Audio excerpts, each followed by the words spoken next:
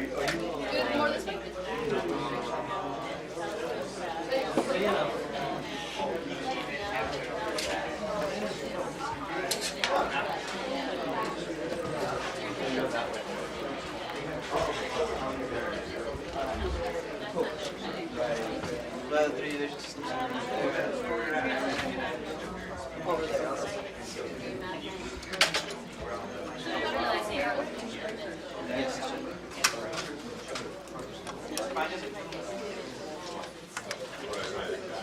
Can we back this up? As far as we can. Go ahead. You need the power supply? Little one? It's in the bag, guys? Outside? It's on the cart. On the cart? Yeah, and your screwdriver.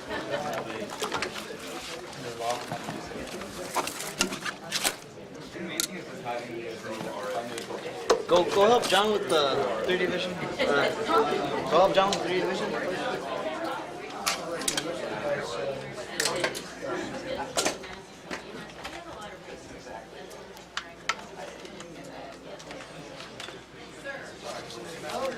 But yeah, I think the expertise is in that you can tell they don't. You guys want to move the pyramid this way and put the vision over there? No, it'll block. Okay, well, do whatever you need to do. Yeah. The compressor's over there on the table. I had to move it. Can you go plug it in and stuff? Because I didn't. Screwdriver? And cutters? There you go. Let's move it. Cutters. Don't you have the cutters ready? I got these. Yeah. Let's move it. Where are we moving it to?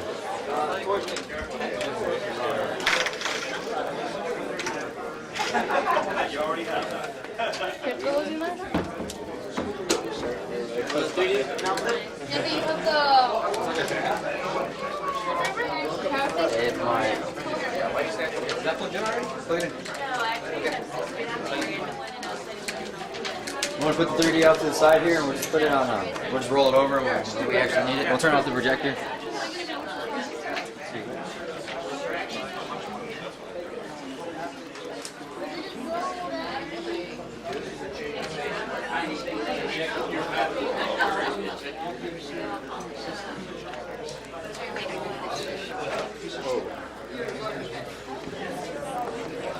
Wires there.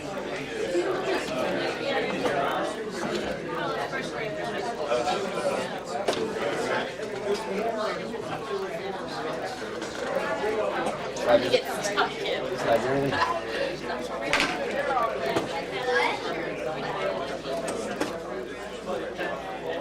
We'll just move it over when we finish.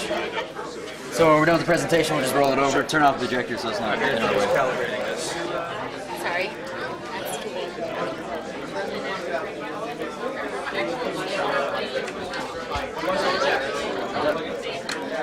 Yeah, we need it plugged in over there. There it is. The special right Cool. Yeah. Well, you want that on right now? Want one of it. Power supply? Yeah, turn it on now.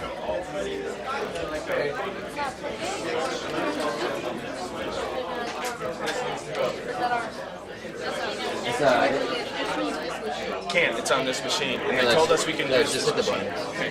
One of them's this one. There you go. Thank you. Can I have a team member that needs to converse with you? So you can use your space bar or page down button, whatever you like to use. There's also a clicker, but I think we need to move this We're driver. using that stick right there to click with it. Okay. We also wanted to make sure y'all know 20-minute presentation. Then we'll have 5 minutes Q&A.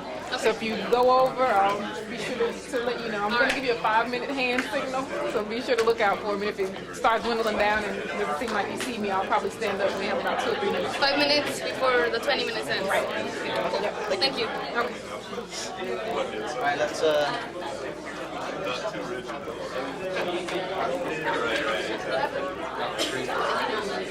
Did all 4 of them.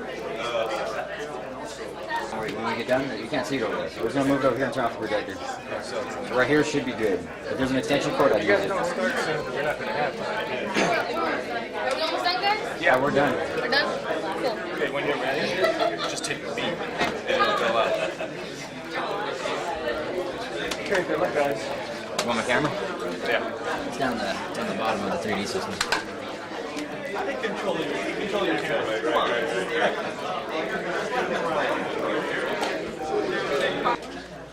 So if everyone can please take their seats, we'll go ahead and get started with our next team's presentation. Excuse me. Now everyone take their seats. Our next presentation is from Team Falcon Robotics. They're going to have a 20-minute presentation followed by a 5-minute question and answer session. And I'll turn it over to them. Okay. We are the Carl Hayden Falcon Robotics EV/ROV team. We're based in Phoenix, Arizona. My name is John Harris. I'm the team leader as well as the computer specialist. I'm David Olivares, and I'm the computer-aided designer. Hi, I'm Norma Digoyen, I'm the electronics specialist. Hi, I'm Adora Fernandez. I'm the construction specialist. I'm Bianca Rodriguez, and I'm the pneumatics specialist. And our mentor is Freddie Legivardi. Here's Bianca with rationale. Thank you, John. Today in space exploration, the average, if something goes wrong outside the spacecraft, the process is you send an astronaut out, they check out the problem, they see what's wrong, they come back to the spacecraft, they get their tools that they need to fix the problem, then they go out again.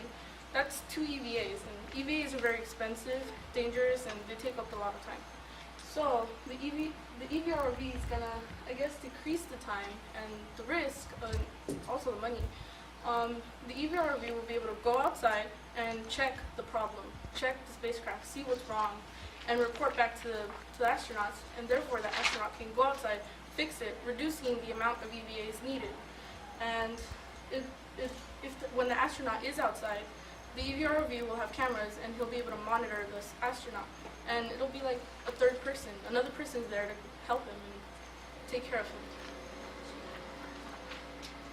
The features of the EV/ROV, it'll be operated wirelessly. It'll be quick to deploy because it'll have a docking station outside the spacecraft. There it'll also get its batteries recharged and its nitrogen tanks refueled. It'll have compressed nitrogen to maneuver. It'll have 2 cameras for 3D vision. It'll have robotic arms as manipulators, and it'll have video and data recording. Here's Eddie with EV/ROV development. Thank you, Bianca. Like all good development, research must be done first. This is exactly what we did. We researched what people have done in the past for EVAs, what technologies they used, what kind of gas they used, and we had to get all this technology, this proven technology, and apply it to an underwater ROV, which we've done in the past. We have experience, we have the basic knowledge of underwater ROVs, we know how they move, and so we kind of get the idea, the general idea. All we had to do is get technologies that work for space. This is a list of our development process that we did, and there was a lot of learning involved. And here's John with key components. Thanks, Eddie. The EV/ROV system will have 2 main components. So it'll have the driver station that will be inside the spacecraft, and it will be the actual EV/ROV. The EV/ROV will have IP cameras. It'll have 2 stereoscopic IP cameras, so that basically means there's going to be 2 cameras. There'll be a main computer that will do all the processing for the EV/ROV, and there'll be relay modules that are connected to the computer through USB. The relay modules will activate the solenoids that then turn on that activate the nozzles that actually make the ROV move by shooting the compressed nitrogen. The driver station will be equipped with a stereoscopic viewing system, so that when you're driving with the 2D display, it's hard to judge your depth perception. So with the stereoscopic display, you can actually tell how far away something is, and it's a lot more intuitive when you got your robotic arm, you're driving your robot to go pick something up. The driver will also use joysticks to control the ROV for precise control. Here's David. The thruster cluster will have 3 parts. The primary valve, which shuts the whole cluster on or off. Secondary valves pick the direction, either up, down, left, or right. And the thruster cluster itself has the exhaust points, basically, for the secondary valve, which is up, down, left, or right. And they will be mounted at a 45-degree angle to the square geometry of the EV/ROV. So this will allow us to have vector drive, which allows us to move in any direction and be very maneuverable. And the thrust calculation will allow us to determine the pressure and length of time that the nitrogen gas will be released in order to move, so we can be extremely efficient.